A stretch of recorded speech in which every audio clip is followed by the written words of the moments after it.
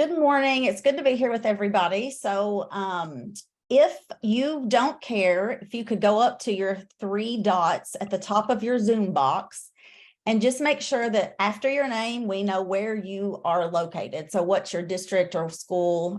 Either one of those would be great. I see some familiar names. It's good to see you all this morning. And then we will just kind of quickly, let's go through just very quickly your name and your role. I think that it's important that we know what role we're playing in our school or in our district system to know how we can support the work around evidence-based practices, because that role could be different based on if your school level, district level, some different things like that. So that would be great this morning if you could just introduce yourself and your role. And I'm just going to go in the order that my squares are in. So I have Nellie Wright. Nellie's in a training, so she kind of got us playing here on the side, and we got another group with her. But Nellie Wright is with Carter County, and she's an instructional supervisor there. Great. Ronnie, I'm going to put you on the spot if you don't care to share. Sure. Ronnie Goins. I work with Letcher County Public Schools, and I guess with MTSS, my biggest connection is I am the district coordinator. Thank you. Aaron Baldwin. Yes, ma'am. My name is Aaron Baldwin. I am the principal at East Carter Middle School in Grayson, Kentucky, part of the Carter County School System. And MTSS is going to be a foundational piece of our scheduling this coming school year. And so I'm trying to garner as much information as I can. Also, I'm finishing up my superintendency at the moment, and MTSS is part of my capstone project. And so I'm trying to just immerse myself in the world of MTSS as much as humanly possible. Okay, so I might be a nerd this morning if I say that sounds really exciting. And if you need any resources, please feel free to reach out. Well, that's kind of one of the main reasons that I decided to join you guys this morning, was because I'm looking for all the resources I can find. Great. Thank you. Then I have Denise. Yes, I'm from Letcher County Public Schools, and I'm an interventionist in the classrooms. Thank you, Denise. Kayla Bailey. I'm the principal at West Carter Middle School, and MTSS is something that is relatively a newer concept, I think, for my middle schoolers. So I'm just wanting to have all the information I can and making sure that I'm helping them. Thank you. I have an Amber. Hi, I'm Amber Stewart. I'm the principal at Martha Jane Potter Elementary in Letcher County. Thank you. I see Jeremy Hall. Good morning. My name is Jeremy Hall. I'm the principal at Sebastian Elementary School in Breathitt County. We are transitioning to a grades 3 through 6 school this year, so that's exciting. I'm always looking for evidence-based practices for MTSS. Jeremy, are you in the new building? Yes, the new building is ready to go. Awesome. Nikki. Good morning. I'm Nikki Gerhardt. I'm principal at Duff Allen Central Elementary here in Floyd County, and we house preschool through 8th grade. Thanks, Nikki. Vanessa. I'm Vanessa Vanover. I'm the principal at Cowan Elementary in Letcher County, and it's K through 8. Okay. Stephanie. Good morning. I'm Stephanie Nichols. I teach in Letcher County, special education, grades 4 and 5 primarily, in a K-8 school. Okay, thanks so much. Wanda?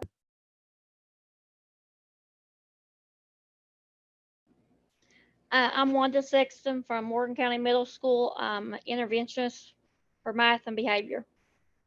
Thank you, Wanda. And then Kenneth.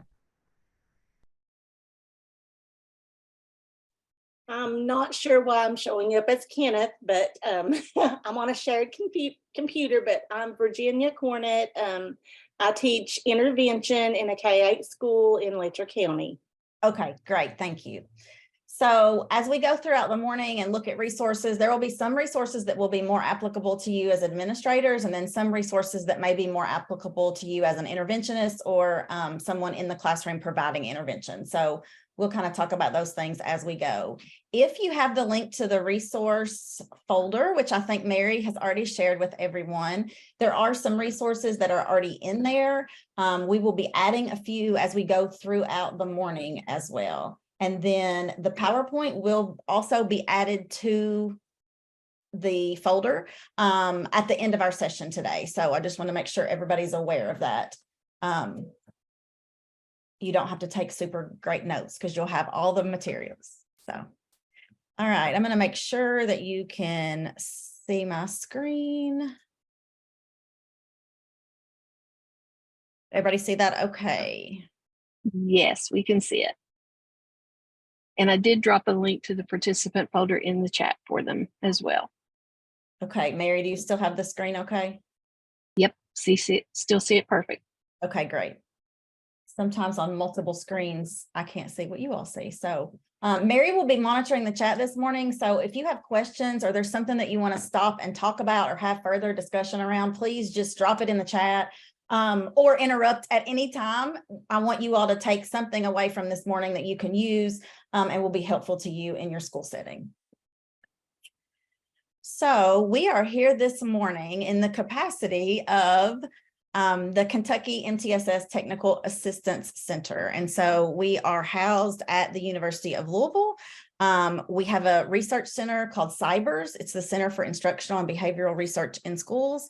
And then we are providing MTSS technical assistance for districts and regional cooperatives across the state. So just a little bit of quick background there. Our MTSS definition, I know that everyone on here has heard this, has seen this, but I think it's important that we think about the focus for today and we think about really relating the work of evidence-based practices or EBPs, as you will hear me say today, back to the overall goal and definition of MTSS. So we want to think about MTSS as that multi-level prevention system. We know that in all 3 tiers of instruction and across all domains, our focus is really prevention. So supporting students with differentiated core instruction, assessment, and intervention. So when we think about that core instruction, those are going to be our EBPs that take place in tier 1, and then that intervention are going to be your EBPs that take place in tiers 2 or tier 3. Again, just a quick reminder, with our Kentucky MTSS framework, we have 6 essential elements. You can see the 6 on the screen. I'm going to give you just a second just to review those. Obviously, today our focus is going to be essential element number 5, evidence-based instruction, intervention, and supports.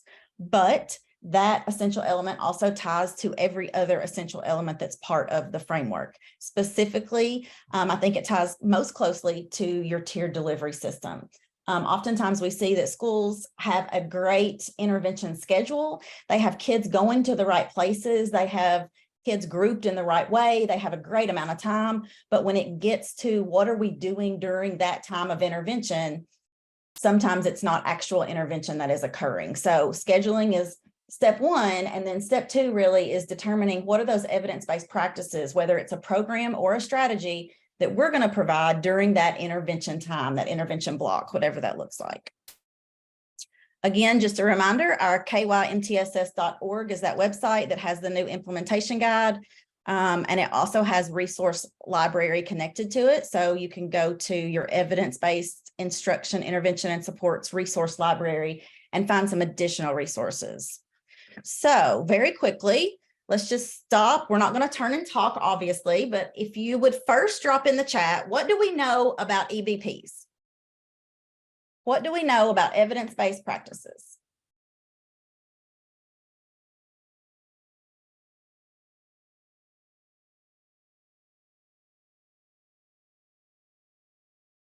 Give you about 60 seconds to drop something in the chat there.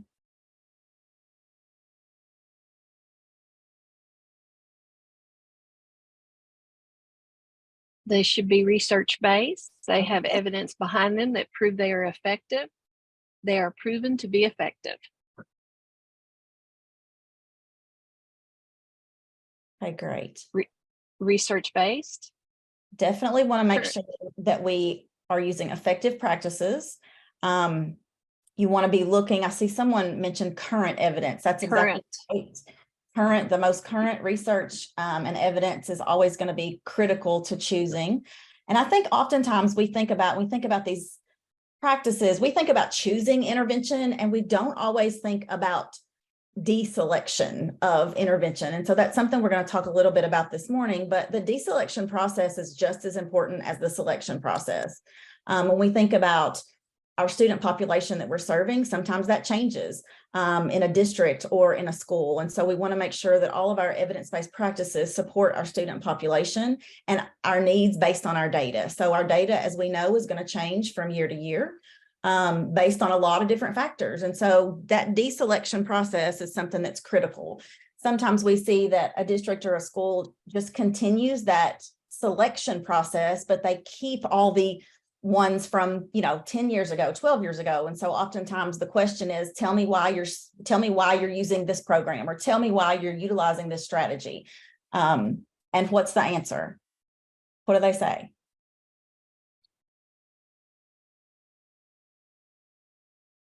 Any thoughts, any ideas?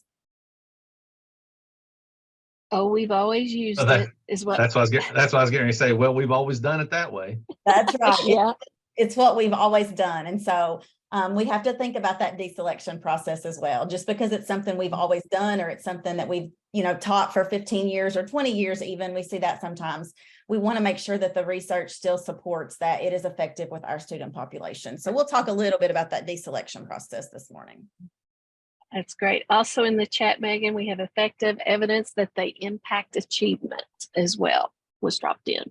Absolutely. So we want to make sure that they're effective. We want to make sure that they are evidence-based, and then we want to impact achievement. And one of the things that we'll talk just a little bit about is we want to impact achievement in the shortest amount of time possible. So, there's not any right EBP for any certain subject or area focus or student population. There are going to be multiple evidence-based practices that are going to meet your needs when you start looking and digging into the research, but you really have to think about what is the timeline for effectiveness. And so when you think about that, if we have a program that is shown to be effective with our student population in 36 weeks versus a practice that's shown to be effective with students like ours in 18 weeks, which one of those two are we going to choose? We're going to choose that 18-week practice because we want to impact academic achievement as quickly as possible. And I know several of you all, and I think that was Nikki that dropped that in the chat, but several of you all that are on here have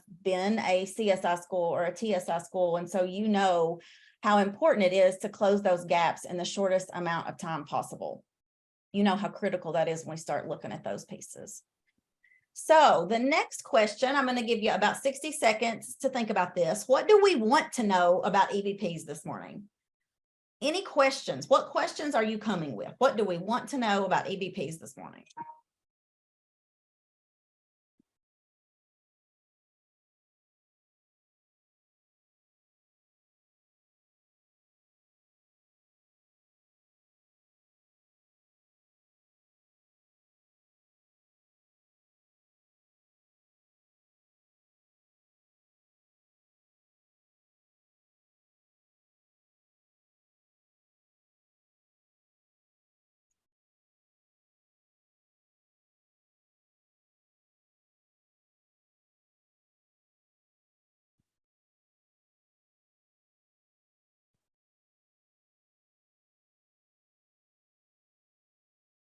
Okay, Mary, do we have any questions? Any questions? What do we want to know about EBPs?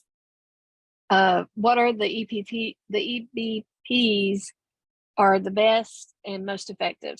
And then also specific EBPs for tier 2 and tier 3. Okay.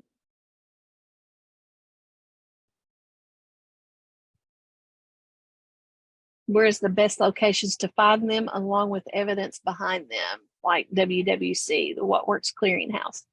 Okay. All right.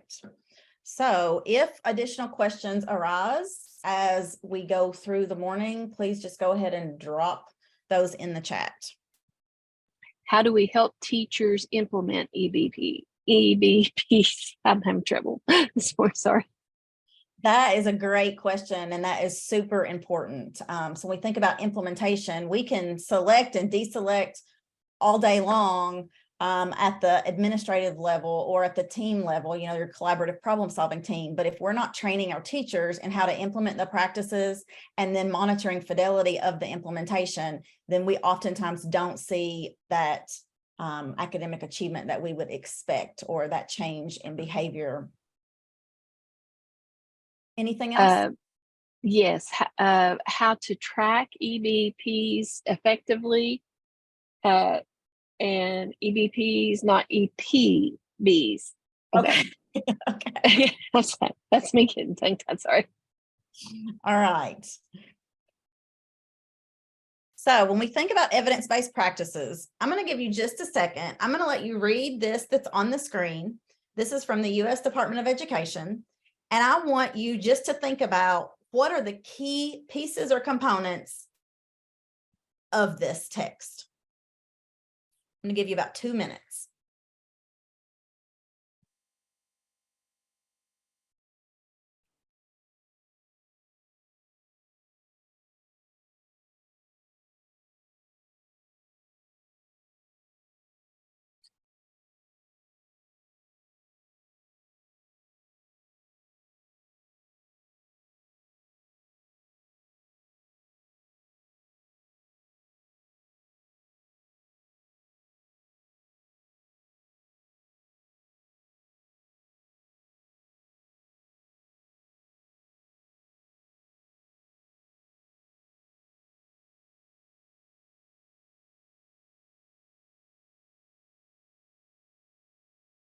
About 15 seconds.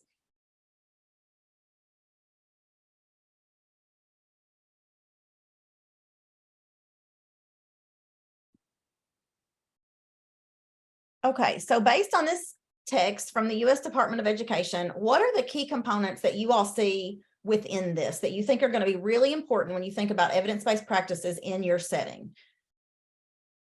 You can unmute or you can drop in the chat. Let's just have a quick discussion.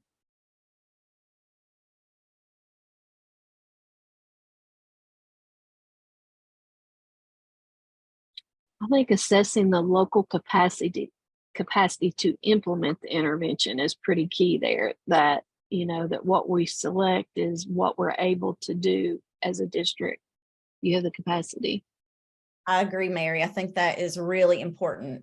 Sometimes we have great interventions with great evidence behind them, but if it says that in order to implement with fidelity, we have to provide 60 minutes uninterrupted, and it's going to take 3 adults, then I think that we have to think about, does our schedule allow for that amount of time?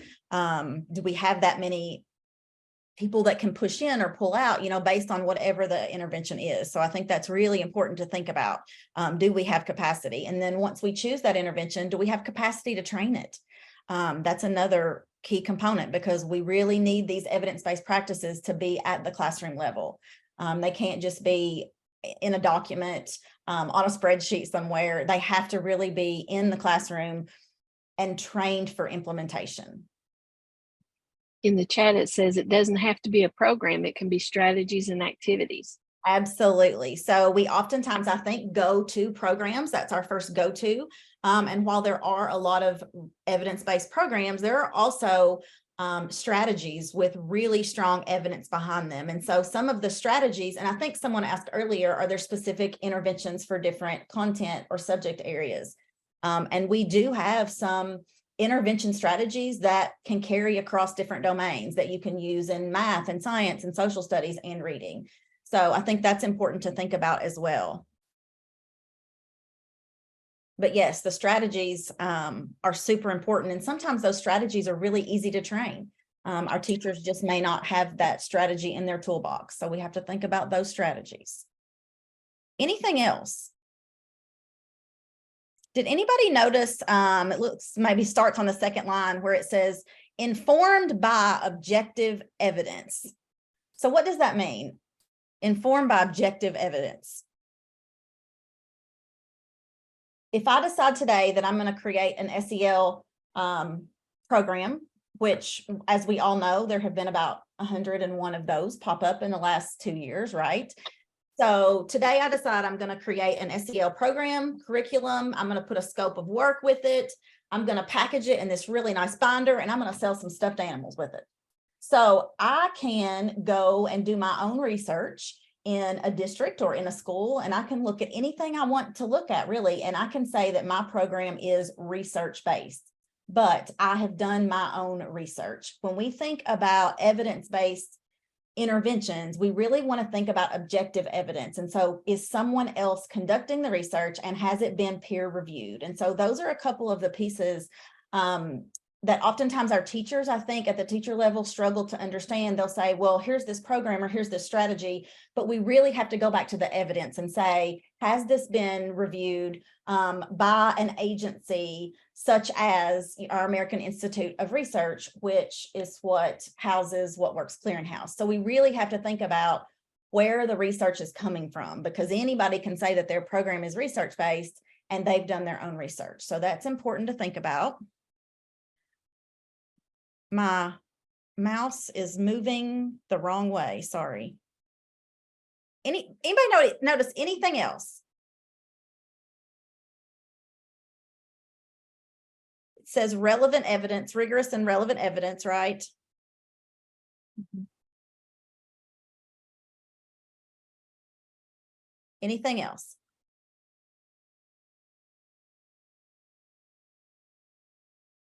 When we look at the research component, it says it talks about the metrics. So it talks about the metrics of the school, the teacher, and student performance. So oftentimes we think about those three metrics with our academic interventions, and we'll touch on some school mental health interventions and some social skills and emotional regulation interventions today as well. So I want you to think about what would the metric of some of those other domains be. And so when we're thinking about student performance, it may not be a universal screening data point or a state assessment data point. It may be a number of office discipline referrals. It may be a decrease in risk on a screener. So we have to think about those metrics as well. How are we measuring what this evidence-based practice is doing for us? So I think that's important as we move forward. So the Elementary and Secondary Act, that ESSA Act from 1965, was amended to the ESSA Act. And so that really gives states and districts some flexibility in choosing those EBPs. It allows them to prioritize practices that will work for their student population. And so as we know, every district and every school has a little bit of a different need, different strengths, different weaknesses based up on their data. So that's critical that it allows for that selection at the LEA level. So when we think about what an evidence-based intervention is, we have to think about identifying the local needs. So what are some data points that you all will be using after today to identify your local needs? Any data points that we might be using? Drop it in the chat. What are some data points we're going to be using?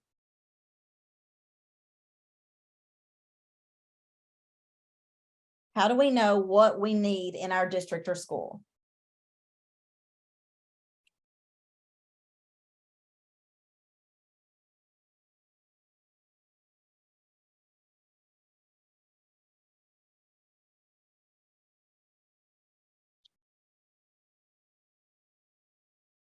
You all didn't know I was going to make you talk this morning so early, did you?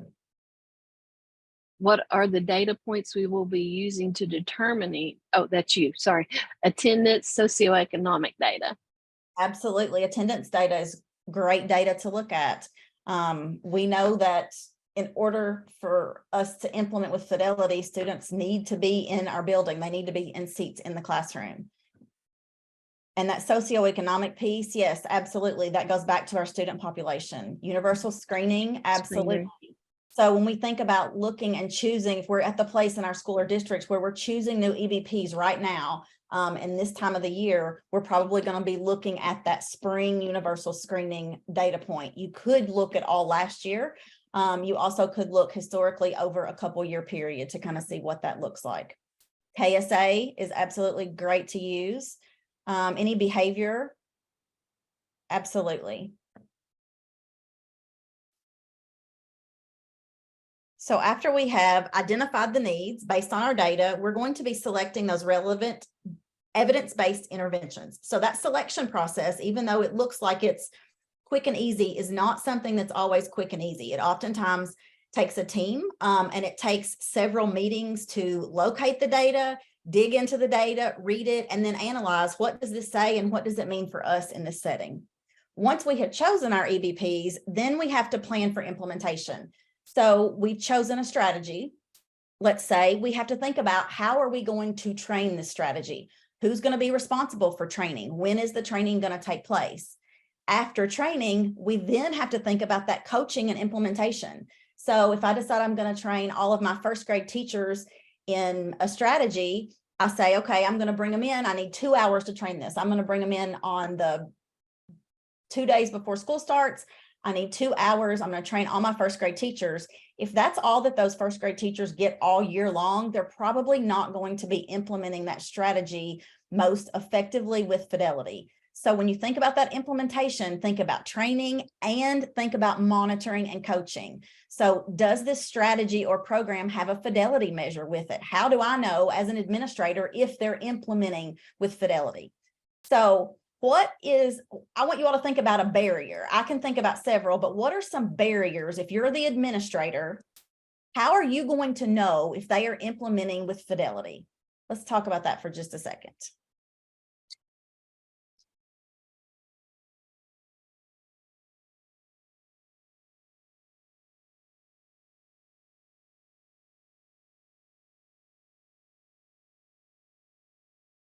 What are some struggles with knowing if our teachers are implementing strategies or programs with fidelity?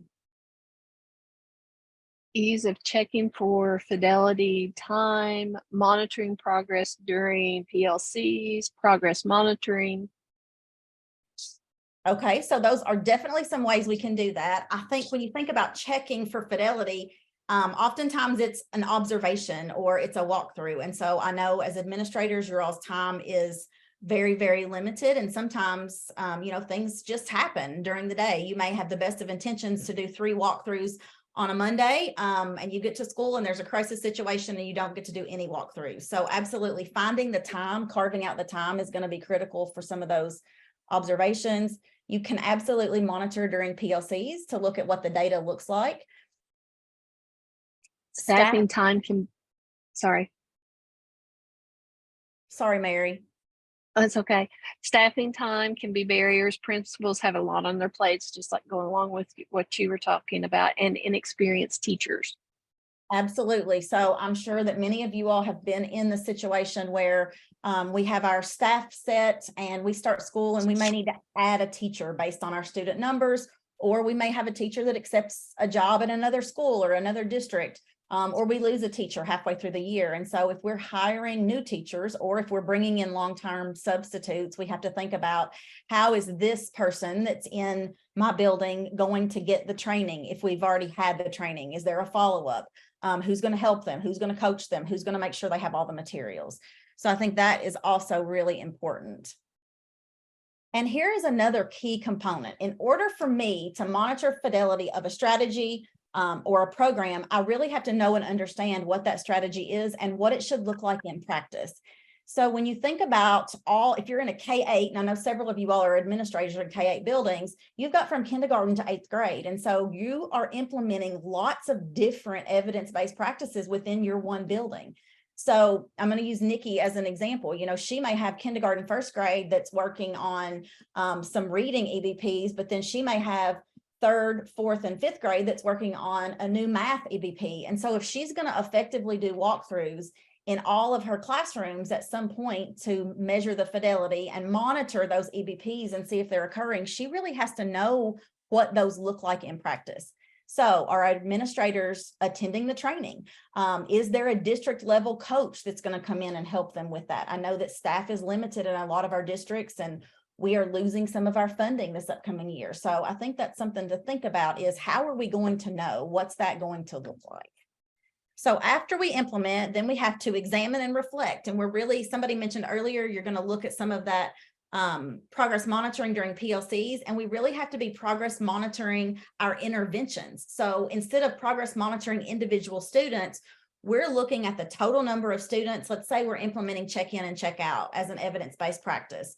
If we have 8 out of 10 students making adequate progress with that check-in, check-out, that tells us that that intervention probably is being implemented with fidelity, and it's effective for our student population.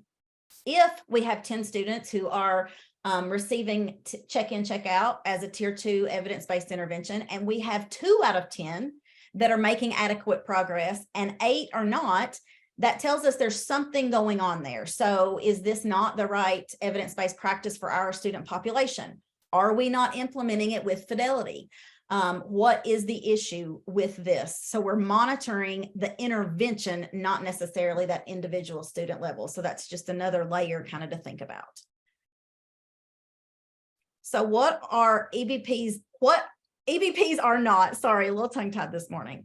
So they are not perfect. When we think about the effectiveness and we're reading this research, we are reading one set of research, maybe 2. Sometimes if you're lucky, there are 3.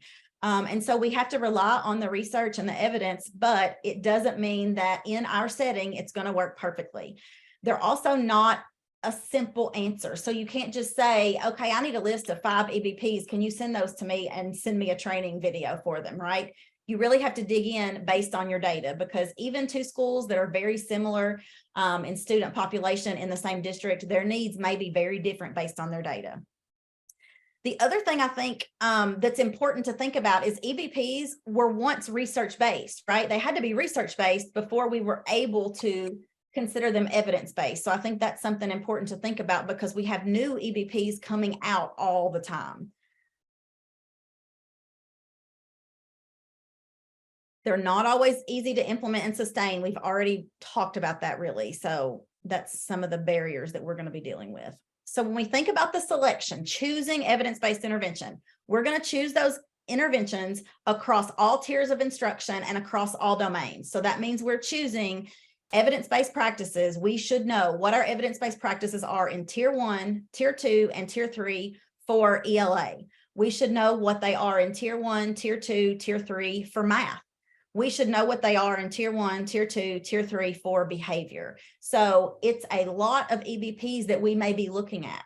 You may be utilizing a program in tier 1 or in tier 2, but when you think about strategies, you may have strategies that cross multiple tiers. So you may have a strategy that you're utilizing in tier 1, but then you're also going to be providing that strategy with an increased intensity and frequency in tier 2. So that's important for us to think about. That selection process is always led by the leadership. And so I think it's really important to think about your team, because your MTSS team at the building or district level really is who's going to be digging into this research to determine what are the EBPs that are going to work best for us. So think about that collaborative problem solving team you have in place. Is it the right mix or group of people? Do we have the right people at the table? So let's pause just a second. And I want you to reflect on your MTSS team, your collaborative problem solving team, whether you're at the district or the building level. Do you have a team in place? And do you think you have the right people on the team? Let's just pause and talk about that for just a second.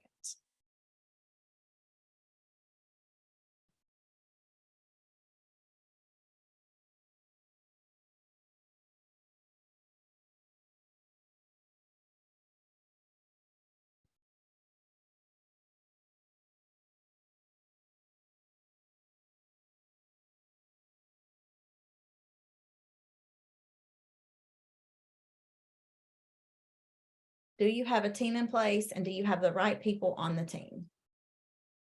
Yes, we have a team. We do need to revisit the makeup of the team. Okay, that's great to think about. And I think that's great you're thinking about it right now before school starts. It's great to have that team ready to go in July and August, so you're not scrambling.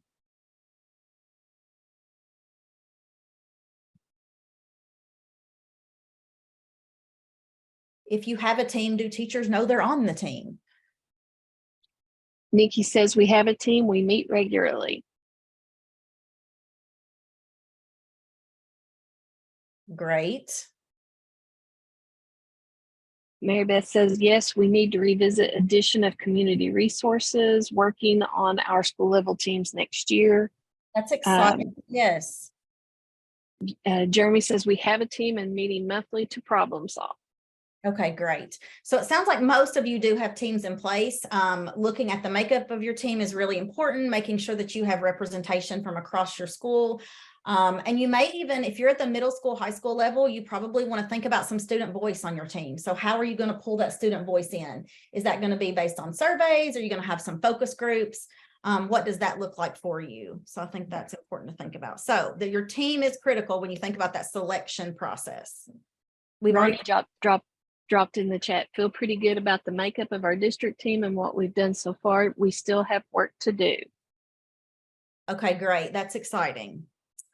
So again, you have to think about that training and coaching and plan to make sure that we have time carved out in our schedules. And we also want to make sure that it aligns, these practices align with our improvement goals and any existing initiatives.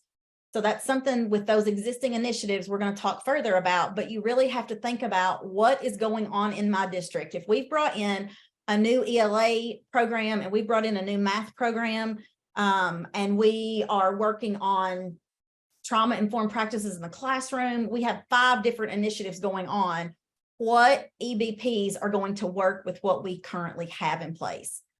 We want to think about a continuum. And so you want to make sure that you're not choosing or selecting EBPs that may be competing, so to speak, with one another. Do you have a formal process in place? I will go ahead and tell you very transparently, most districts do not have a formal process in place for selecting evidence-based practices. As you all at the district and school level begin to dig into this, I think that some of you all will see the need to select and review, and you can put that process for your district or your school in writing. And I think that's great. You want to think about, if I stepped out of my position today, could somebody come in and pick up a document or pick up the work that was going on and continue with the work without skipping a beat? That's what we want with MTSS. So that formal process, it may not be in writing yet, but that is okay. Just think about working towards that. Think about the fidelity measures. Do they have fidelity measures? Are we going to utilize them? We really have already talked about this, and making sure that we have measurable goals. All these pieces are going to be really important as we think about these practices. All right, I'm going to make sure that you can hear this. I think you can, but we want to just make sure. A quick little video on ESSA. The Every Student Succeeds Act, or ESSA, was signed into law in 2015 and replaced the previous education law called No Child Left Behind. ESSA extended more flexibility to states in education and laid out expectations of transparency for parents and for communities. ESSA requires every state to measure performance in reading, math, and science. Each state determines the way students are assessed. Every school in each state must inform parents about their standards and their results. ESSA requires every state to develop a concise and easily understandable state report card that is accessible online and provides parents important information on test performance in reading, math, and science. The report cards must also provide data on graduation rates, suspensions, absenteeism, teacher qualifications, and many other areas. ESSA increases transparency to empower parents with information to help them make the best choices for their children. For the first time ever, states are required to report how much money, on average, they spend per student. This is called per pupil expenditures. ESSA also requires states to list their lowest performing 5% of schools. These schools require comprehensive support and improvement. ESSA extends flexibility for funds to be invested in career and technical education, and even toward transportation for students to attend higher performing schools. Use the information on this webpage to learn about your state's performance and to access your state's unique state report card.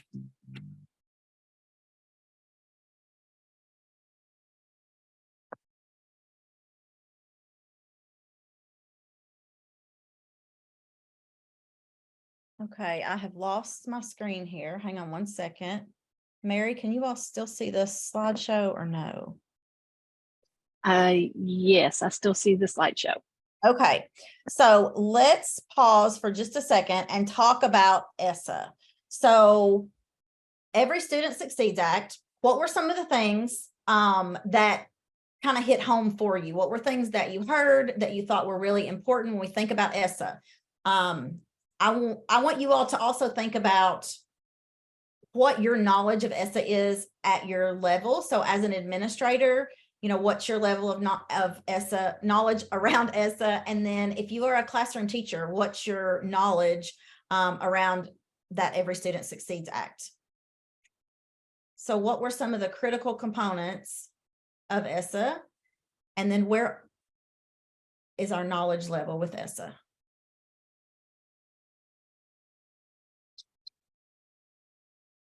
And I'm going to stop sharing for just a second so that we can have discussion. So let's think about that Every Student Succeeds Act.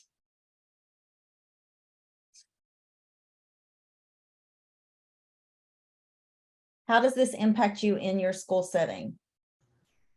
For me at the high school level, like the CTE and ATC, the focus there to make sure those students have funding and access to. And then I found something that the transportation, that was something new to me. I hadn't seen that where you could use those monies to transport them to higher performing schools. So that is our some of the federal guidelines, and then it's up to each state is able to interpret that. And so we have some resources that are in the resource folder from KDE around that as well. So lots of different levels of that. And then some of those decisions are also LEA decisions. I'm going to ask Nikki Gearhart, I'm going to put her on the spot for just a second. Nikki, I want you to kind of talk about how has ESSA impacted you in your school setting as an administrator of a K-8 building? Well, we now the only thing that we use is anything that's evidence-based. So having gone through that CSI process, you know, I got thrown into all this evidence-based stuff pretty quickly. So now, you know, we monitor everything that we purchase. We have a strategic plan that if it's not evidence-based and it doesn't have a good evidence of impact, then we do not purchase it. Even though other schools in our district may be using it, we don't do that. And the district has kind of followed suit with us, having gone through this. So now they're adopting our practices by using those evidence-based practices as well. So I've gotten pretty knowledgeable about what Works Clearinghouse and how to use it effectively. Thank you for sharing that, Nikki. Sorry to put you on the spot. Anybody else? Evidence-based practices and ESSA. How are these impacting you in your setting and your role? In the chat, we have Ronnie has accountability. SRC data is easily accessible. TSI, CSI component for lower producing schools. So if you are a CSI, TSI school or have a school in your district, I'm sure that you're aware, but you actually have to create that plan. You have to have those evidence-based practices that you're utilizing. They have to be approved. So you're submitting that plan to the Department of Education and the Office of Continuous Improvement. So I think that that's something to think about as well, is even if you are not in a school that's been identified, do we have a plan? And if we had to submit this to someone or someone came in to review it, would our practices be evidence-based? So that's just kind of a good reflection question to think about. Anybody else? We're going to come back to this.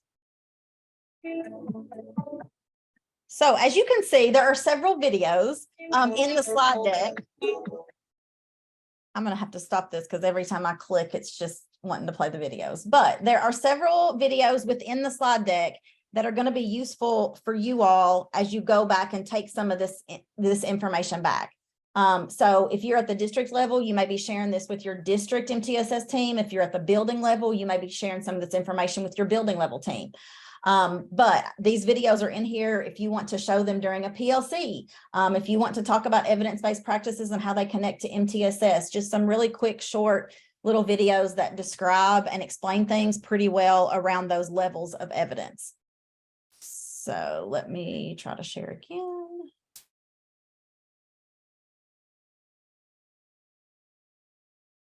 All right, so American Institute for Research has a resource. It's called the ESSA Action Guide, and it says selecting evidence-based practices for low-performing schools. So I want everybody to click on the link. This is in your folder, or you can click on the link that we're going to drop in the chat right now. But I want everybody to find this document and open it. All right, the two links that are in the chat really are going to take you to that guide. I want you to spend just a second opening those links up, find the document, look at some of the resources, and then we're going to have discussion around this. So spend just a second. Mary, are you monitoring the Zoom right now? Yeah. Would it be possible for you to drop us into some random Zoom rooms? Sure.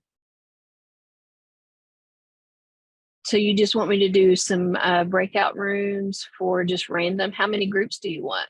Let's do 4. Okay.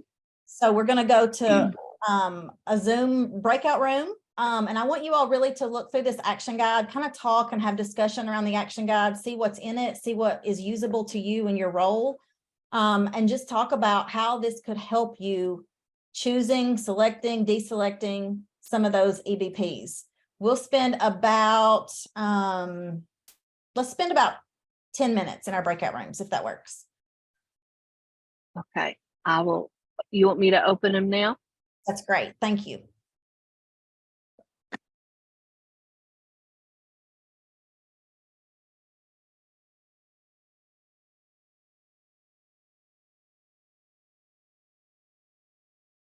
Thank you, Mary. I totally forgot that I was planning on doing that. Oh, that's perfectly all right. So 10 minutes, are you setting a timer or you want me to? It is 9:50, so we'll come back exactly at 10. Okay. There's a lot on, and I don't know if they're not talking because there's so many, or if it's Monday, they're just listening. Yeah. But I thought this would help people talk. So. Right. I really liked it. I thought that they were doing a really good job, though, dropping comments in the chat, though. I did too, but I think it's only it seems to be a couple that are engaged, and then. Yeah. Yeah, that's kind of. I was trying to go back. It's Monday and it's somewhere. I mean, I know, but. Yeah. Yeah. How are you doing? How's everything at your house? Well, it's not good.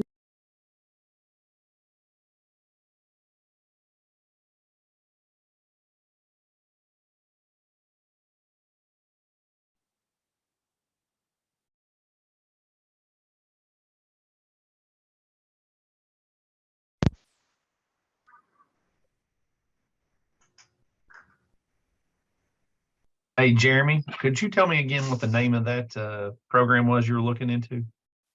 Otis. OTIS? OTUS. Thank you.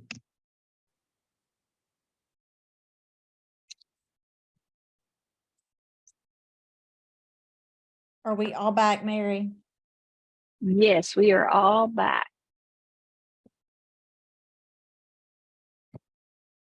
Okay, so there are 2 questions in the chat. What did you like about the document, and how can you use this resource? So anybody at all, we just want to have some general discussion on this resource and how it might be helpful to you in your setting.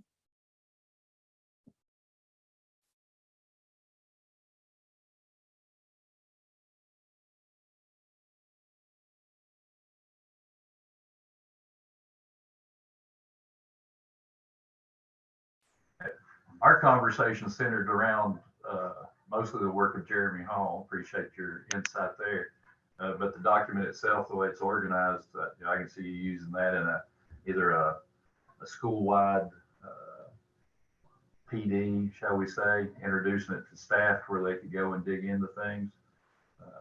how we see it here at the high school anyway. But I do appreciate Mr. Hall's comments. Yes, it would be great for a PLC. I see In the Nick. chat we have, Sorry, Mary, go ahead. sorry. In the chat we have, I like the root cause analysis tool.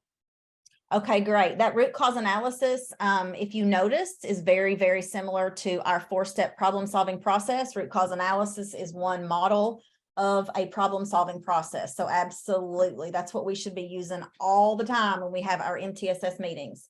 Identifying the problem, determining the underlying reason, and then what are we going to do about it, and then evaluating. So that 4-step problem solving process, like that analysis tool, is great. What were some of the And other? then Vanessa agreed with Amber that she liked that tool also. One of the things that I really like about this document is that it has some live links in it, and they are always updating this. So these are always going to be up to date based on the most recent data analysis or root cause protocol or whatever it is that you're looking at.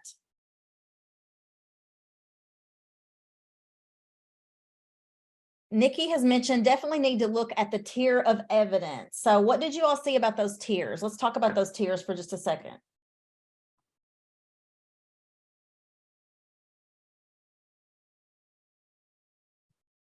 What did you see around the tiers of evidence?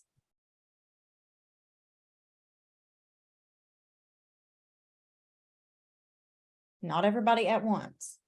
One thing that Megan, I want to add is that, you know, just because it's in What Works Clearinghouse doesn't mean it's the best program or strategy to use. You definitely need to look at that tier of evidence to make sure that it has strong evidence on the impact. Absolutely. And the other thing is that level of evidence is going to be different for all of us. So it may be a level 1 for Nikki and her school and her district, but if I go to an urban district, it's not going to be a level 1 because all the research was done in rural areas, you know, so you really need to dig into that. Just because another school or another district is utilizing an EBP, it doesn't mean that it's going to be the same level of evidence for you in your setting. So that's something really important to think about. The other thing is we can find it on What Works Clearinghouse. You're right, Nikki, or some of these other clearinghouses that we're going to look at in just a few minutes. But sometimes that report, that intervention report on What Works Clearinghouse says it shows no effect.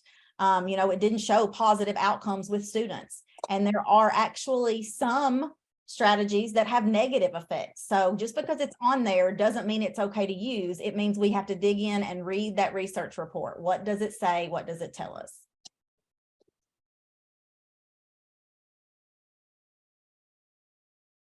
Anybody have anything else that you really liked about the guide? Any other ways that you might use it? Did anybody get to the hexagon tool? Did anybody get that far? Talk about that.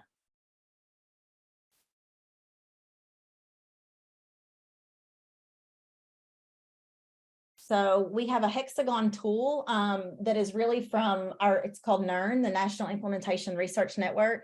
The hexagon tool is used very frequently at the state level, specifically with special education, EBPs, and initiatives. So that hexagon tool is something that if you're at the district level, you might want to dig into. It is pretty complex and involved, and you may need a facilitator the first couple times you use it. But once you get comfortable with using it, it is a great way to look at evidence-based practices.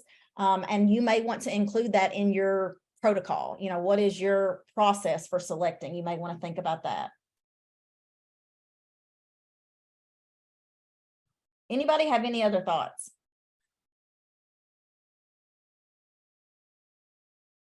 All right.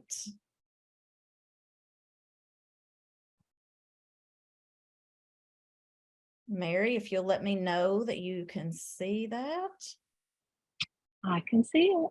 All right. So when we think about those EBPs, some of those, oh, I've gone the wrong way again. Some of those clearinghouses that we're going to be looking at, of course, What Works Clearinghouse We have our American Institute of Research, which again, that is who kind of monitors and manages that What Works Clearinghouse. We also have Ed Reports. And so Ed Reports is something that has been added recently as far as in the state of Kentucky, something that is okay for us to look at, and it's okay for us to utilize. So that Ed Reports is something that is more recent for us to use. We'll look at that in just a minute as well. And then we have CASTLE, which is our collaborative for our social emotional learning. That has some research links we're going to look at this morning. And then we also have SAMHSA, our Substance Abuse and Mental Health Services Administration.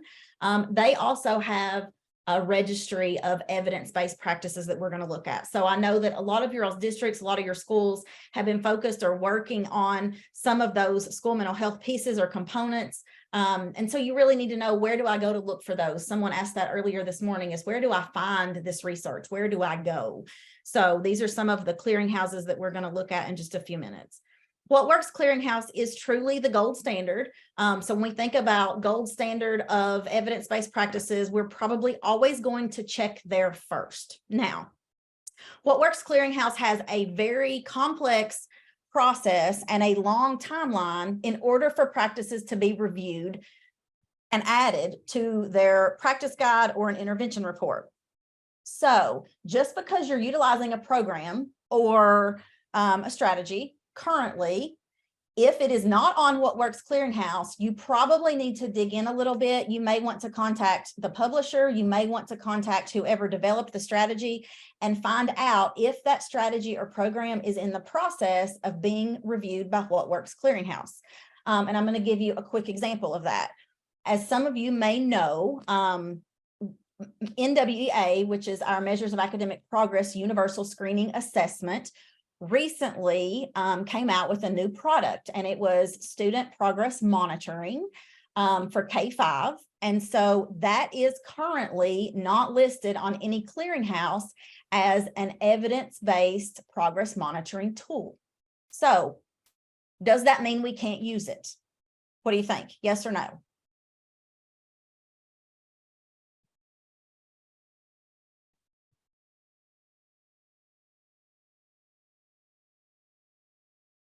So I've had a couple districts say, we can't use that. We're not even going to look at that because it's not on our list from the National Center for Intensive Intervention. So we reached out to NWEA, we talked to the research department, and that is in the process of being reviewed. They had some preliminary validity and reliability scores that they were able to share with us. And so that is going to be added to that National Center for Intensive Intervention, but it took a little bit of digging. So I want you to keep that in mind as well. If you are thinking about utilizing a strategy or program, just because it's not on there currently doesn't mean it's not in the process of being added. So that's something to think about. With What Works Clearinghouse, there really are 4 different places that we can go when we get into that clearinghouse. They have practice guides, they have intervention reports, reviews of individual studies, and then data from study reviews, which is kind of like a meta-analysis. So my first place that I always go is to the intervention reports. When you think about those intervention reports, I think this next slide has the...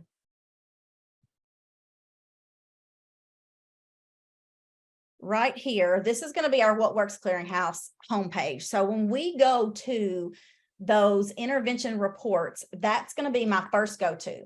I'm going to go there first. I'm going to search for my strategy. I'm going to search for my program. I'm going to search for whatever the EBP is that I'm looking for, or I'm thinking about selecting, or I want to learn more about.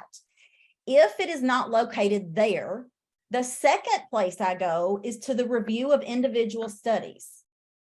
We're going to practice this in just a minute. So the second place I go is to the review of individual studies. Now, a lot of these reviews of individual studies, you will see, or you will find there is a study on it, but it probably did not meet their standards for being added for some reason. So you can read about what that reason is.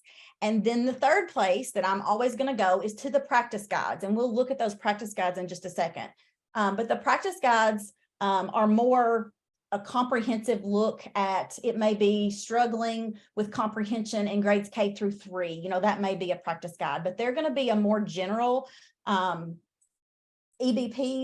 They're going to have some of those EBPs that are going to be effective across different topics and domains.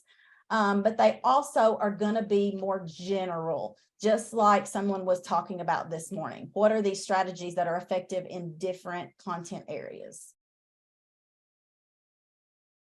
I'm going to go back a slide. On KDE's website, there is an evidence-based practices elevating evidence resource site. So as you can see, some of those external resources over there on the right are places also that you may want to go to look for some evidence.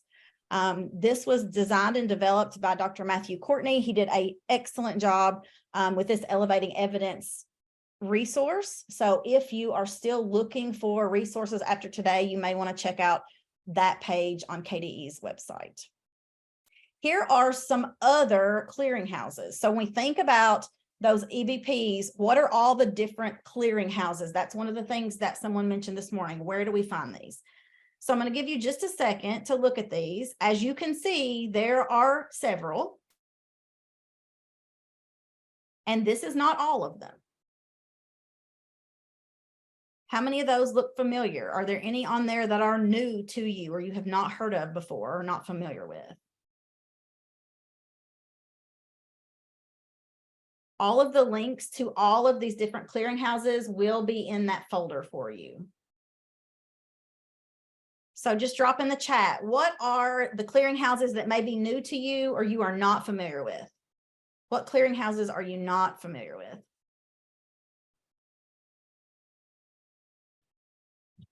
I wasn't familiar with the Justice Crime Solutions or the Juvenile Justice and Delinquency Prevention ones. Those are new for me. That's great, Mary. So I want everybody to think about where in your district or school might those two guides or clearinghouses be applicable? Who would that be applicable to?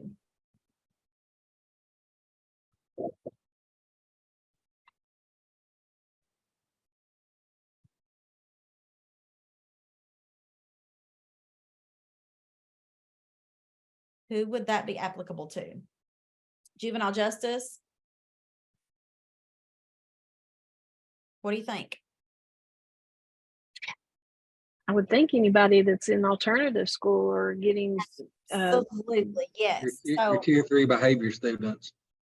Yes, so absolutely. I'm sure that most of the districts that are on today have some type of alternative classroom setting, have an alternative school, have an in-school suspension area. No matter what we're calling it, it's still in-school suspension. So I think about checking out some of those clearinghouses for what some of those preventative strategies and practices are for students that are struggling. Absolutely. Some of you I know also within your district may have some type of DJJ facility. It may be a group home, a level 2 group home. You may have a day treatment. And so all of those locations and settings are also applicable to those clearinghouses. What other clearinghouses are new to you?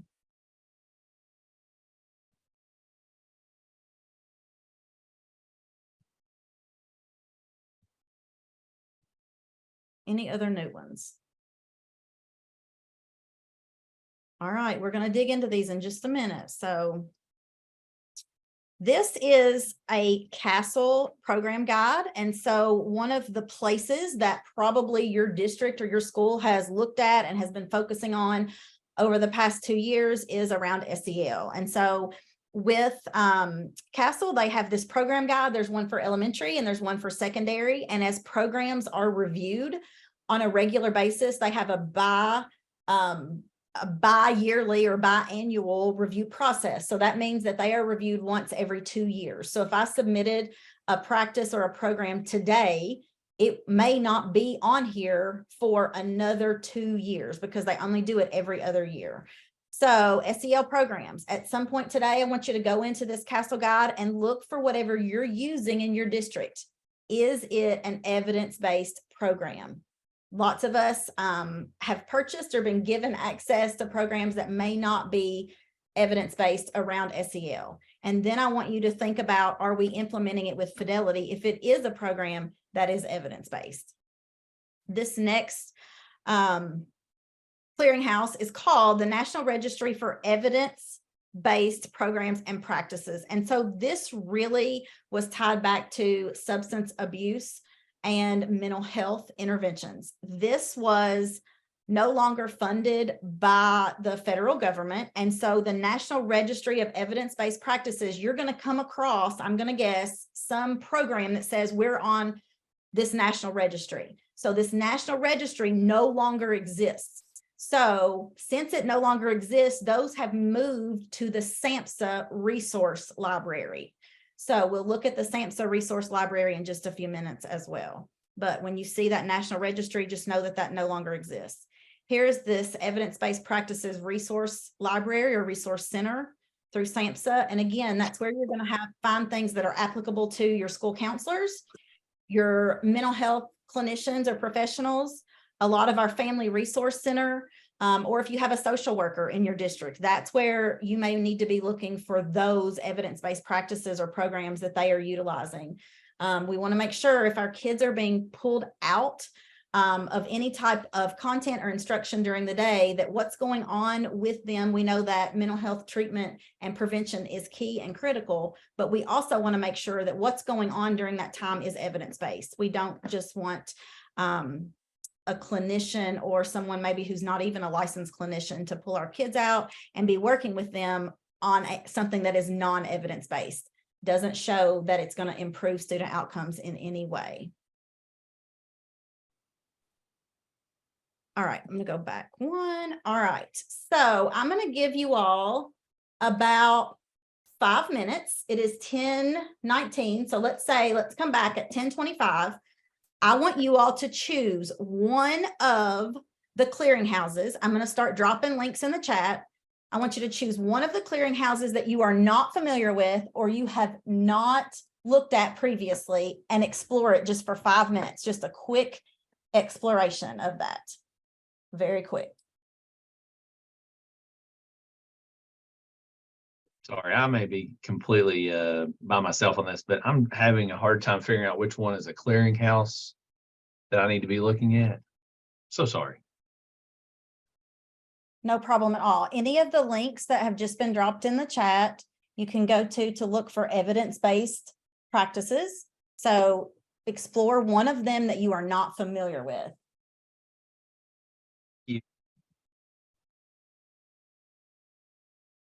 All right, it's 10:25, so let's come back together. Somebody just kind of share with me, what's one that you explored that you were not familiar with, and what did you find? So I explored the IES, What Works Clearinghouse. Okay, great. And I actually went into where I could sort. Let me go back to what I actually did. So I just did a search result for all middle school activities, and then I went down to the locale and changed it from the suburban, urban, and rural just to the rural, because that's where obviously I am. And I clicked on some of the related evidence portions. And there was one that I looked at. It was the implementation of rereading, repeated reading, students with learning disabilities, because we are a TSI middle school for our disability population. So I'm obviously looking for all kinds of things within that realm. And it was just talking about how this repeated reading activity did have some possible effects, but I thought it was interesting that the findings stated that three studies that met standards out of 15 eligible studies reviewed. So they've only done 3 full studies that match the eligibility for the studies that they've reviewed on that. So I think it's probably in its infancy, but that it did have some possibility of helping students with learning disabilities. Okay, thank you for sharing that. You made some great points. So he was able to filter down for exactly what he was looking for, as he mentioned, and then he talked about the studies. And so when you think about, how many did you say, 15 or 18? There were 15 studies, but only 3 of them met the eligibility requirements. Okay, so What Works Clearinghouse has very rigorous and very difficult standards in order for a study to meet what they're willing to look at. So it doesn't mean that those other studies were not good. It just means that they did not have all of the components. And there is a technical guide within What Works Clearinghouse if you're interested in what all those components are and what they're looking for when they review studies. So I think that's a great point that you made. Who else reviewed or checked out What Works Clearinghouse? Who else looked at What Works Clearinghouse and what did you see?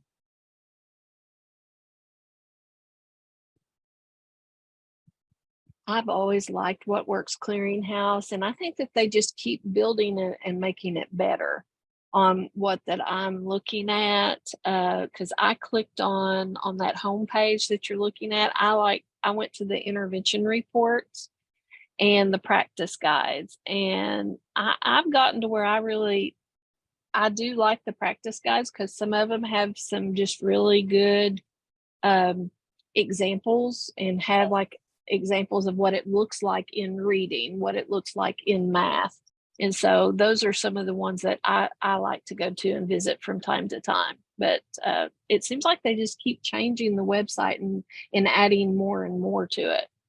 I think they are adding more and more, and it's also becoming a little easier to use. What Works Clearinghouse has existed for quite some time, but I can tell you that 12 or 15 years ago, it was very difficult to find what you needed.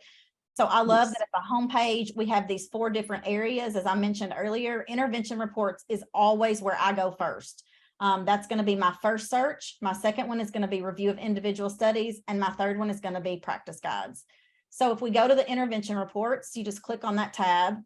If you did not explore this, here's what that looks like. So as you can see, we have publication date. We can filter for that. We can filter for the topic over here. Do we want literacy, SEL, behavior, leadership, school choice, lots of different ways we can filter there. Are we looking for English language learners, children with disabilities? All of these are going to be intervention reports. And then we also can filter down to the grade level. So I'm only looking for preschool. And if you click on preschool, then you'll see it changes over here on the right, and it gives you only the ones that they have listed for preschool. You can do the exact same for high school. If we click on high school, it'll filter that down. It'll give us just what is evidence-based for high school and those intervention reports. The other thing is, this is great, as Nikki Gearhart was mentioning earlier, that at their school at DACE, they only utilize things that are evidence-based, and they're really looking at what tier of evidence they are. And so we know that tier 1 is the strongest, and tier 2 is obviously second. So it may be that you say, I don't even want to look at things that are promising or are not assigned. I only want to look at tier 1 first. And so this is going to filter and give you that list for just tier 1. Maybe I want to look at tier 1 and tier 2. So once you click on some of these filters, and then the last one right there is that rural, suburban, or urban. Once you click on some of the filters, you see each one of these, it gives you an evidence-based practice. Some of them are programs, some of them are strategies, but you can click on any one of those. Let's click on this one right here. This says leveled literacy intervention. This is for beginning reading. So take just a second and look at what comes up when we look at the evidence snapshot. What comes up? Right here, you will see that there are 2 studies that met the standards out of 10. Down here, we can look at the effectiveness. So was it effective with alphabetics? It says no tier is assigned. Was it effective with reading achievement in grades K through 2? And that is a strong evidence right there with a tier 1. Was it effective for reading fluency in grades K through 2? Well, that says it's a tier 3, so it's promising, but not strong. Over here in this right column, you see that this is the studies, and it tells us about, who was the student population, who are the participants of the studies, and what was the free and reduced lunch rate, what was the gender breakdown, and the English learners. So those are all really important pieces. Over here in the top right, it says download intervention report. So I can click on that link, and it's going to download a PDF of that entire intervention report. So lots of great, you also can see related studies. I utilize that a lot of times as well. So that's what an intervention report looks like for one individual intervention. So if I'm looking for a tier 2 intervention for grades K through 2, I want you all to decide, would this be an intervention that I would likely look at or not? And tell me why. Drop it in the chat. If I'm looking for a tier 2 reading intervention, I'm in a rural school, I have a high free and reduced lunch population. Is this an intervention that I would want to look at purchasing or not? Tell me why. Drop that in the chat. I would think you could use it based upon that per sentence leveled intervention. It's a short-term supplementary small group literacy intervention to help struggling readers. I would think that you could use it for tier 2. And it does show that it's a strong for reading achievement. It just kind of would come down to, is this a need for what your local district data is showing? Is this what would be determined? So that's a great point, Mary. So Mary said, I think I would look at this intervention. It has strong evidence around reading achievement, but is reading achievement what our data shows we need help with? Maybe my students are on grade level, but they're really struggling with comprehension. Maybe they're really struggling with fluency. So if my kiddos are just struggling with fluency, it's only promising for fluency. But if it's overall reading achievement, getting kids to read text, then it is strong. It shows strong evidence for that. Nikki said, yes, she would look at it. Why would you look at this one, Nikki? Okay, so I actually purchased this program for my school through after looking at What Works Clearinghouse, because after, kids came back from COVID, they were, lots of learning gaps and students weren't reading on grade level. So we actually, because of the tier 1 strong evidence for reading achievement, we purchased this program, and we have seen great success in that. But now, as far as phonics and that, we use other programs because of the level of evidence. But we've seen great strides in the reading achievement in some of our kids, scoring novice in the fall to proficient in the spring by using this LLI program. And we purchased it based on that tier 1 strong evidence for that. Okay, thank you for sharing that. Anybody else have any thoughts? Anybody hesitant about this and why? Would you be hesitant about looking at this and why? I would be hesitant, again, because of the studies. The 2 studies that met the standards out of 10 eligible studies reviewed. And then, how does it fit in with my population? I think that there would be, I think the level 1 stuff is very important to look at. And I'm with them that said that they really looked at that, especially, for me at the middle school level, how many of my kids are going to be in that K2 domain reading wise. And unfortunately for us, we've got quite a few of our disabled population that falls into that. So, does this, would it be beneficial for those kids that fall into that criteria? And that's why I would be a little hesitant, because I need to see a little bit more, I guess, to implement it at the middle school level. Okay, that's a great point. So if I'm hesitant to implement this, then what could be a second step? What would I do after I've looked at this? Where might I go next? Any thoughts? Where might I go next? Related resources. Okay, you could go down here to related studies.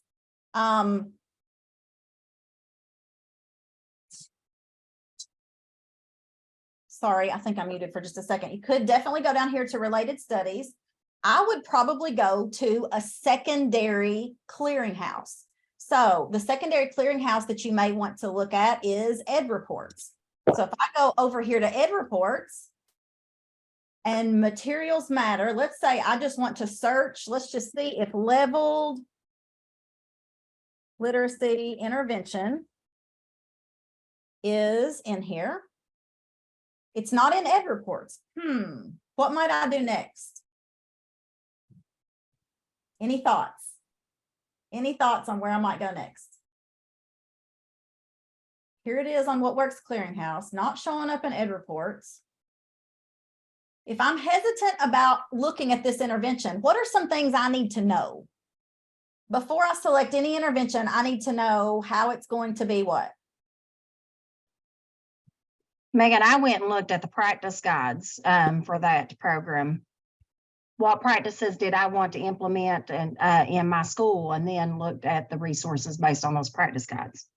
Okay, so you could definitely go to the practice guides on What Works Clearinghouse, but I probably would want to know a little bit more about the actual program. What is it? What does it look like? I need to know how much it's going to cost if it's something I'm looking at purchasing. Is it something that's going to require training? Look at all these different colors. What are all these colors about? So you need to also think about digging into that program or that strategy. If it says that this LLI takes 60 minutes a day and my intervention period is only 20 minutes a day, am I going to be able to effectively implement this in tier 2? Probably not. So many questions that we have to think through when we're looking at interventions, when we're looking at those individual intervention reports. Any other thoughts on What Works Clearinghouse? Any other thoughts? Anything else that you want to look at? Who else looked at What Works Clearinghouse? What's something else that you found? What Works Clearinghouse? Any other questions on What Works Clearinghouse? All right. I don't have a question on it, Megan. I've used it before, but I've never used it like you did with the search. I've always just went in and searched a product. I really like this where you can filter down by evidence and so on. I think that would save a lot of time if you're looking for specific needs. I think it absolutely saves time. The other thing it does is there may be a strategy or a program that's perfect for your setting, but you just are not aware of it. If you look over here at some of the practices, there are things over here, I'm sure that each one of us is like, wonder what that is. So there are things that are listed within What Works Clearinghouse that you may not have heard of, that you may not be aware of. So it kind of opens that door as well. I wanted to go. Megan, yes. Would you care to show them the practice guides too? Like pick one and kind of show them how it breaks it down? Because before I discovered those, I really didn't I didn't really know about the practice guides until I had been in a meeting and someone had shared them. So would you care to kind of show them like one of the practice guides, maybe for literacy, and how it breaks it down? Absolutely. I will also show you just quickly, this is again our homepage where we're going to see these 4 different areas we can look for research here at the top, but also this What Works Clearinghouse, if you sign up to receive their emails, you will get an email each time they add something new. So like, as you can see, the Good Behavior Game has a new intervention report that came out on May 9th of this year. So as new reports come out or new practice guides come out, you are alerted to what those are. It may not be something that you need at the time, but it may be perfect for what you're looking for. But I just like to know that I'm getting those up to date. So right here, this first one that Mary's talking about, this is called practice guides. So if I click on practice guides,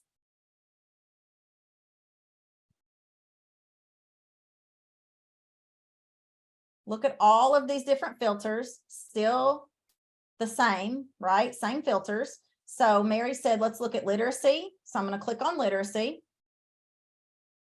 And then do I want another filter, Mary? How about middle school literacy? Yes, that'd be good. Let's do middle school literacy. So this tells me right here, I have 4 that are strong, show strong evidence, and I have 1 practice guide that has promising evidence. So I'm going to go over here and I'm just going to look and see what are these practice guides. So the first one is titled, tells you what grade it's for. So this first practice guide is for grades 4 through 9, providing reading interventions for students in grades 4 through 9. The second one says, teaching secondary students to write effectively. Then we have academic content and literacy. to English learners. So if we just look up here at the top and look at this providing reading intervention, it'll kind of give you a short description. This practice guide provides 4 evidence-based recommendations that teachers can use to deliver reading intervention to meet the needs of students. So let's see what the 4 are. Right here at the top of this, it tells you 1, 2, 3, 4. So here are the EBPs in this practice guide. Number 1, build students' decoding skills so they can read complex multisyllabic words. And that has tier 1 strong evidence. The second EBP is provide purposeful fluency building activities. Again, strong evidence. The third one says routinely use a set of comprehension building practices. And it even tells you what those are. 3A, 3B, 3C, 3D. And that again is strong evidence. And then our last one down here, even though it says tier 2, that's okay. Tier 2 is still pretty strong evidence. It's just not quite as strong as tier 1. And it sometimes is due to the type of study that was looked at. And so this one says, provide students with opportunities to practice making sense of stretched text. So there are our 4 EBPs, but the entire practice guide is right here. So up here, you can download a PDF that looks at the introduction. You can download a summary document. I would look at the summary document first. This summary document is 22 pages. So this is going to be quite a bit to look at, dig into, and read. Now, are you going to want to bring this 22-page document, this practice guide, to your collaborative problem-solving team and spend an hour for everybody to read this one 22-page document? What do you think? Is that something? No. So how could this be helpful? How might you utilize this if you're looking at collaborative problem-solving teams? How could you use those documents? A lot of schools and districts may divide and conquer. So let's say that 3 of us are going to look at practice guides for elementary reading. 3 of us are going to look at practice guides for middle school, high school reading. So we may meet outside of our regularly scheduled MTSS team meeting, and we may go through this document and kind of look at it. We may find the things in there that we really like. We may learn some things, and we may find the EBPs that are part of this practice guide. So when we get to that meeting to have discussion, if we're selecting an intervention, we already know what the research tells us. So we can say, well, this practice has these 4 EBPs included in it. This is how long it takes to train it. This is how long it takes to implement. And this is the cost of this program. So you really know all those things up front and ahead of time, and it allows for better discussion during those MTSS team meetings. There also is a full guide, which I'm sure is much longer than those 22 pages of that summary. Let's see. This may not even open for us. This is 204 pages. So I definitely would start with the summary, but this obviously is going to have more detailed information in it.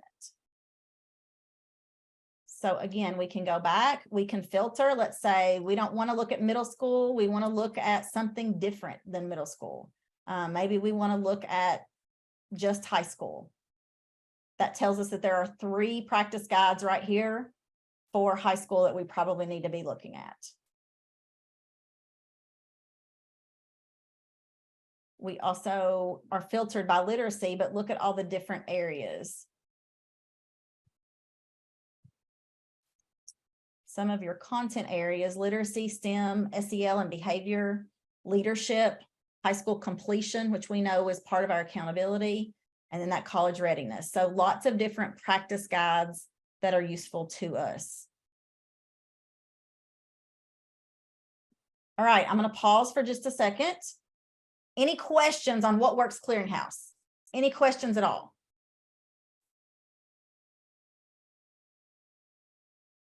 In your free time over the next couple weeks, which I'm sure everybody has a ton of that, right?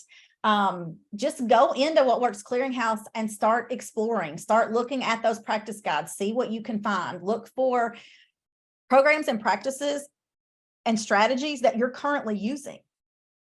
We probably need to look at what we're currently using. Let's take an inventory of what we're using, and then let's find the research to determine, is that something we want to keep using? Any other questions on What Works Clearinghouse? Anything in the chat, Mary, that we need to pause for? Nope, I don't see anything in the chat. All right. If we move on to Ed Reports. Ed Reports, again, was recently added at KDE, so they are now accepting research from Ed Reports. But this also allows you to filter. So let's say that we want to look at ELA. Let's just choose that. So here are some of our reports for ELA. There are 81. Up here at the top, I can look for foundational skills, K2, 3-8, or high school. Do I want them to meet expectation, partially meet expectation, or not meet expectations? Definitely, I'm not going to choose does not meet expectations. I probably would go ahead and filter meets expectations. That's what I want to see. And then usability, again, meets or doesn't meet. And then here are some other filters. Technology information is right there. You also, they have this compare reports button. And so you can choose some of these reports that you would like to compare. So if you click the compare, everything's moving slow today, it looks like. I'm going to have to choose grade level. So let's look at K2. And then it allows me to compare reports. So I can compare up to 3 at the same time. So maybe I want to look at, Wonders. I want to look at, somebody choose another one. Anything on here that you all want to look at? Choose another program.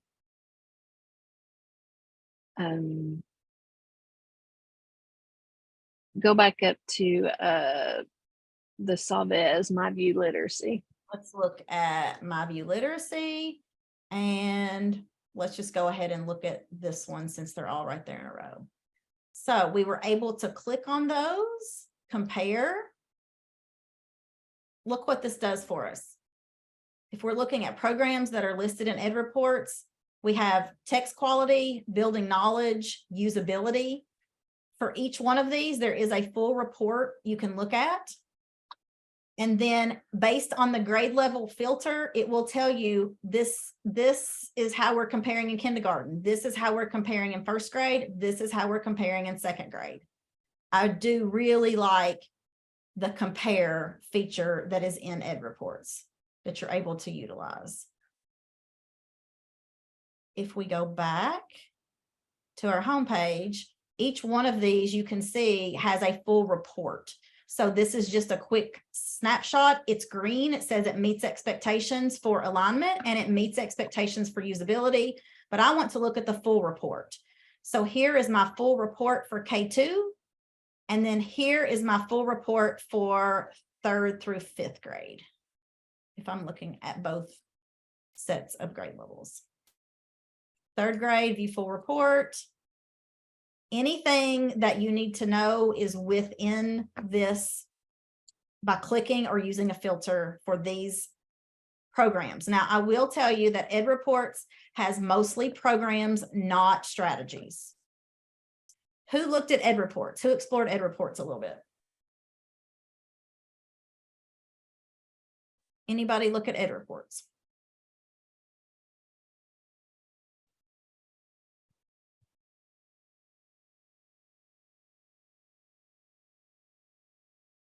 All right. I'm going to pause again.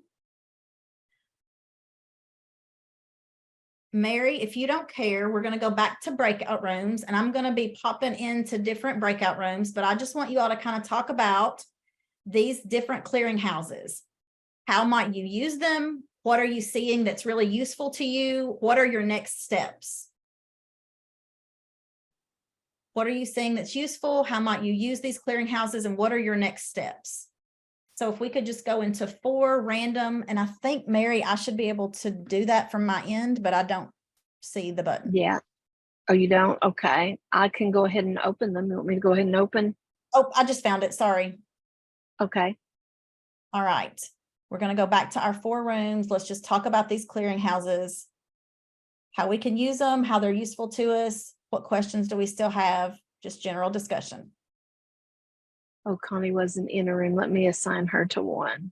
Okay. Sorry, Connie.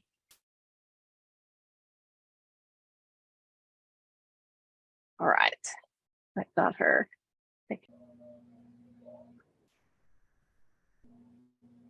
Okay, welcome back to our big group. So I jumped into one of the groups and we were kind of having discussion around, and you all correct me if this isn't exactly right, but how do you approach or how do you deal with interventions when you feel like that the student's deficit is out of your control within the school? So when we think about those evidence-based practices, we know that we're only looking at what we can do from 7:30 to 3:30 while those students are in our buildings, right? So we all know there are factors outside of school, whether it be home environment, whether it be exposure to trauma, whatever the situation is, that's impacting students, and it's affecting academic performance, it's affecting behavior, it's affecting a lot of different pieces and parts of their school day. So what are some of the things, what are some of the ways that we can deal with that? So I think that the answer to that would be you can only deal with what is going on at school. But let's take trauma, for example. If we have a student who has been exposed to high levels of trauma, there's domestic violence in the home, somebody's incarcerated, maybe there's drug use in the home as well. Maybe the student themselves has a substance abuse problem. So what are the things that we can do during the school day? We know that according to our School Safety and Resiliency Act, we have to provide those trauma-informed practices in classrooms. So are we providing those? Do we have a tier 2 or tier 3 intervention that is being provided for students that have been exposed to trauma? Because if we don't, that's probably something we need to look at. Can our school counselor provide something? Is there a referral process? And we know that that's up to families and parents if they want students to see mental health clinicians or not in our school setting. But we as the school should also have services and supports available for those things. It was also kind of mentioned something about drug use and abuse. And so we know that that is a rampant problem across the state of Kentucky. We know that that is something that students very young are dealing with and battling with that. So I want you to think about who in your buildings or in your districts can support those needs.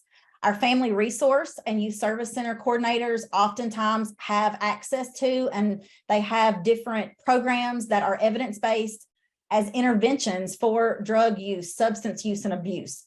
We have lots of school districts that actually have a clinician that may come in and do a daily Narcotics Anonymous like group and provide some of those interventions for students who are addicted to some type of substance.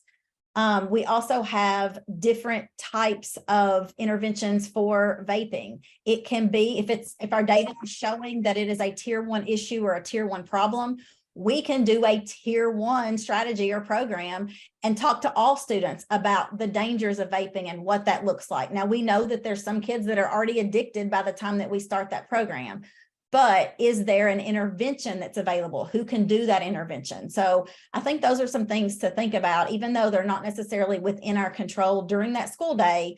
Can we impact those outcomes?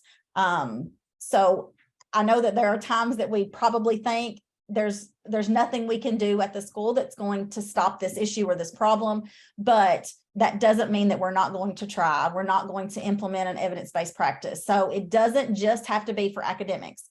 If we put a student in an academic intervention and their area of deficit is that they're struggling with a mental health challenge, that academic intervention is never going to be effective. We are not going to see positive outcomes until we address the underlying issue. So I kind of think that was the discussion we were having, is how do we address and what do we use to address those underlying issues for students?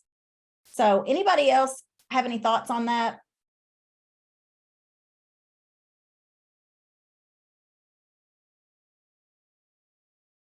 And I don't know if that helped and answered the question, because we were kind of in the middle of the question when we came back to the big group. It very much helped. Thank you. Okay, great.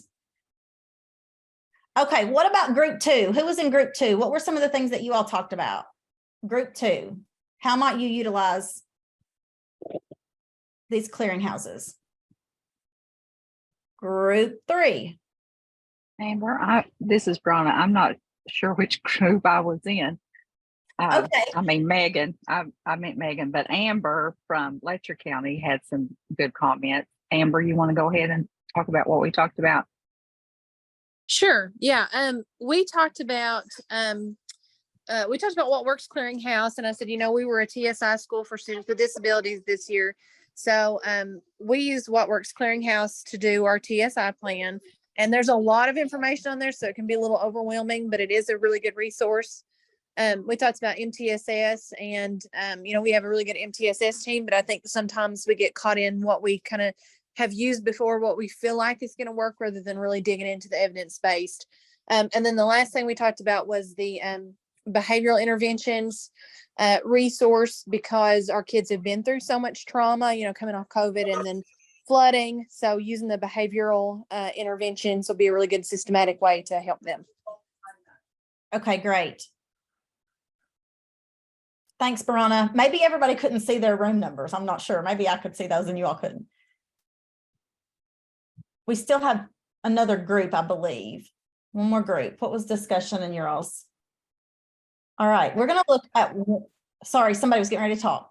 It's Kayla from West Middle. I have no idea what group number we were, but we just discussed kind of along the same lines of everyone else, of being able to provide more resources for our teachers at middle school level. That's the one thing that I was talking about that my teachers keep asking is, what's the resources? Even the easiest way to track it when you've got 150 kids that are going through.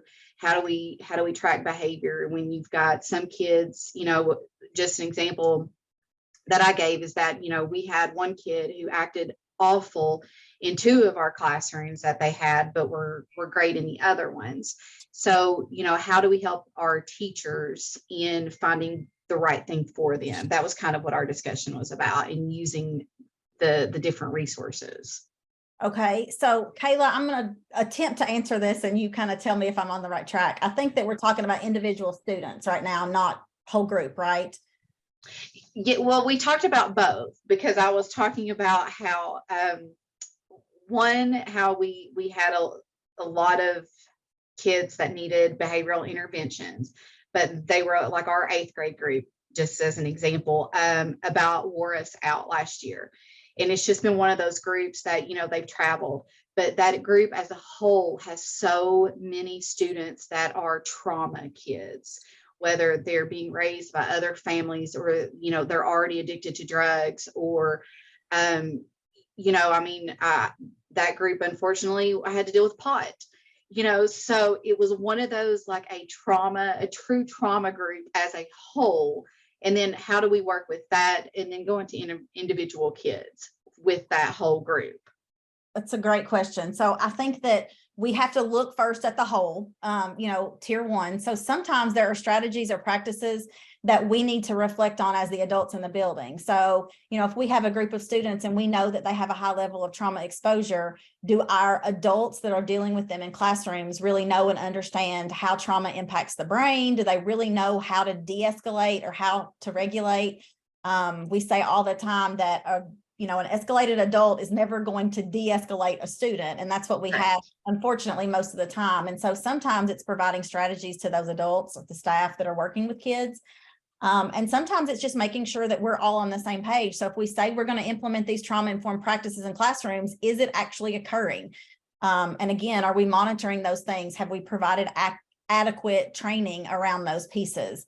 And so I think we first always have to look at tier 1. And I know that everybody on here has probably heard me say that 100 times, that we have to look at what's going on in tier 1 before we can move to groups of students or individual students. And then when we get to those groups of students or individual students, we have to look at who is looking at that data, who's the individual student problem-solving team, and do we have the right people on the team? Are we looking at the right area of deficit? Because oftentimes if we continue to look at that reading and math deficit and we never address that behavior is impacting academics all day long. So until we address that behavior, that academic performance is not going to improve. So really digging in and looking at individual data sets and what interventions we have available. And oftentimes we have to be transparent as a school or as a district and say, you know what, we really don't have any interventions for this. So where do we need to go? Who can we reach out to? What are our resources around this intervention? What does that look like? we're pretty used to doing attendance interventions. But when it comes to something like substance abuse, you know, we may need some type of substance abuse intervention in a middle school where 10 years ago, we would have never even discussed having that in a middle school. It would have only been for high school seniors or something of that nature. So we have to be honest and look at the data and look at what the data is telling us.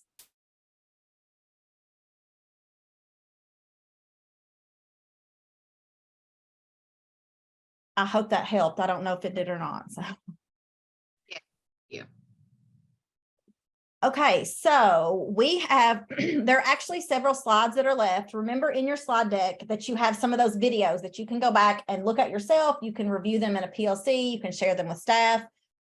That's going to be in the resource folder. And then I'm going to upload a couple other things as far as documents in the resource folder. I told Mary that I want to make sure that we get everyone's questions answered today.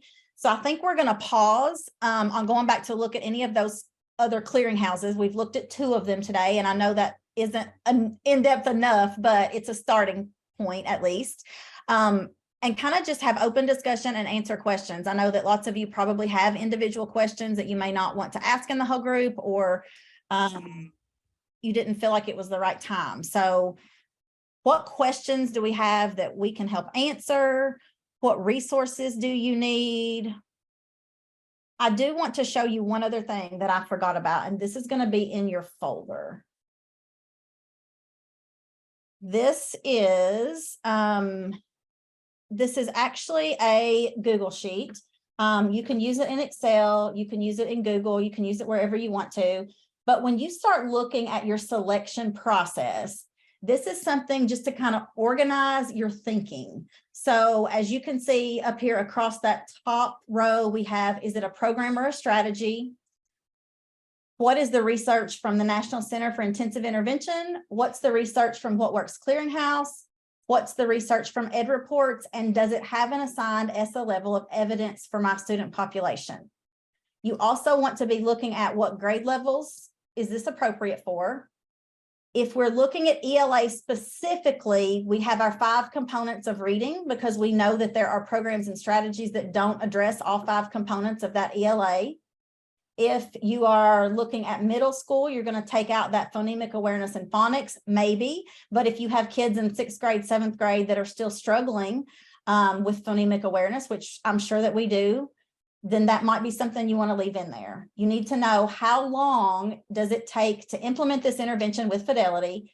And then we always are going to go back to cost. So what does this cost? What is this going to cost us, whether it's for a program, whether it's for an individual student?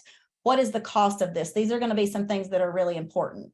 So this is just kind of a organizational spreadsheet to help you organize your thoughts and your research as you start digging into some of these evidence-based practices. So it's just somewhere to house some of that research. All right, I'm going to stop sharing now. All right, it's 11:15, so let's open it up for questions or discussion around evidence-based practices and MTSS. You can drop a question in the chat. You can unmute and ask a question. Mary, is anything in the chat? I can't see the chat right now. No, nothing's been put in the chat yet that I see. Hey, so are you all feeling like all your questions are answered, or are you feeling like you're overwhelmed right now? Which one of those 2 is it? It may be a little bit of both. Overwhelmed, but that's okay. Okay.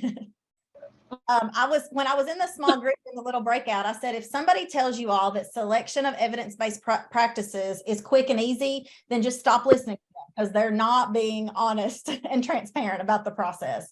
Sometimes this is a painful process, but it's a critical and important process because when we're choosing practices that don't show evidence of effectiveness for our student population, then we are setting ourselves up for failure as a school or as a district. So this is a critical piece of your effective MTSS system. But this does take a lot of energy and effort and time to understand all of the different pieces of evidence-based practices. And we know that we've just kind of touched on it this morning. There is a lot more to dig into, and we may want to do a follow-up session later. I don't know. But I think that this is a start for evidence-based practices if you're looking at improving your MTSS system in your school or district. In the chat, Megan, we have, I'm overwhelmed. However, I feel better than I did after the last meeting. So that's good. That's great. Yeah, and I'm here. I'm looking for things to try to work into my math department. Our math, we've got some distance to cover there, I think, and so I came looking to see what was available, and I'm sure I'll have 100 questions, but I'm gonna have to get in there and play around a little bit before I can ask any that are semi-intelligent. I do appreciate the follow-up later, perhaps that would be a good thing. Okay, thank you.